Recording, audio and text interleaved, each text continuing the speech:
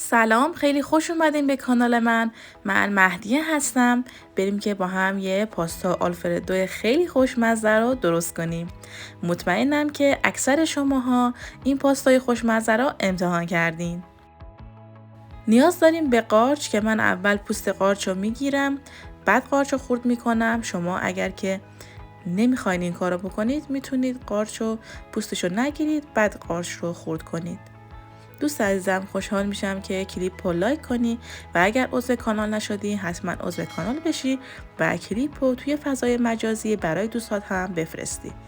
بعد پوست کردن قارچ ها رو خورد میکنیم و کنار میذاریم.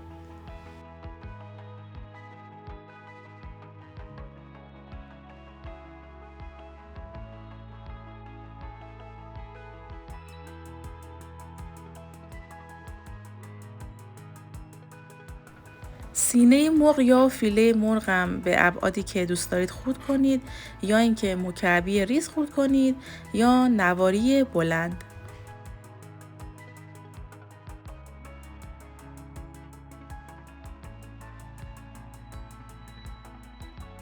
حالا کره رو به تابمون اضافه میکنیم. وقتی کمی آب شد قارچای خرد شده رو اضافه میکنیم و با هم دیگه تفتش میدیم. کمی آب لیمو اضافه میکنیم برای اینکه قارچامون سیاه نشه. دوباره با هم تفت میدیم تا اینکه آب قارچ جمع بشه. حالا سینه مرغی که خرد کردیم رو اضافه میکنیم و دوباره با هم تفت میدیم.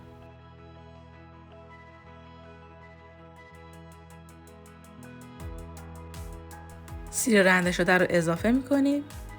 با هم دیگه تفت میدیم. عطر سیر که بلند شد نمک و فلفل سیاه رو اضافه میکنیم و دوباره با هم تفتش میدیم.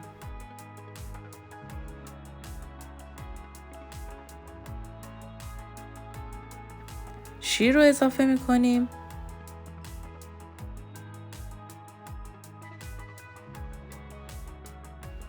به همراه خامه خوب با هم مخلوطش میکنیم.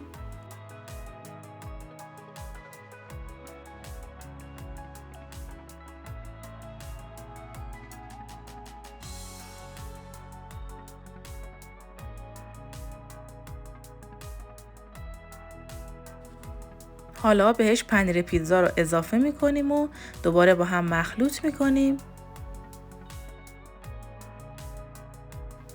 و سس ما آماده است.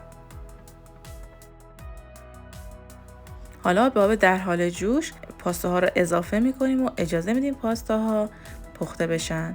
بعد از آبکش کردن پاستاها اونو به سسمون اضافه میکنیم و با همدیگه مخلوط میکنیم و تمام.